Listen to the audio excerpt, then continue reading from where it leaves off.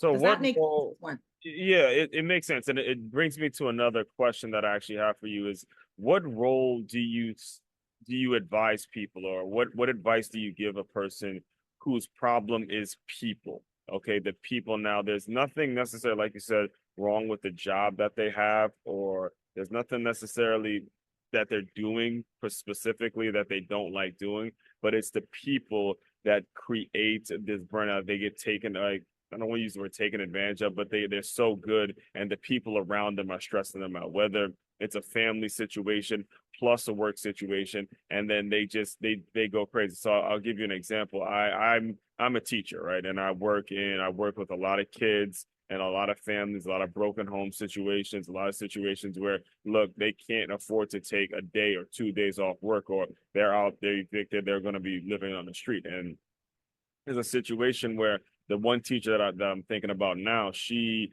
had both of her kids at the school, but she didn't. She was by herself. She was a single mom, and she was trying to work things out. And this school was asking her to cook the meals, drive the buses, watch the kids from newborns all the way to big kids. Whenever there was a problem, she had to deal with it. Whenever there's a newcomer, she got to sign this person up.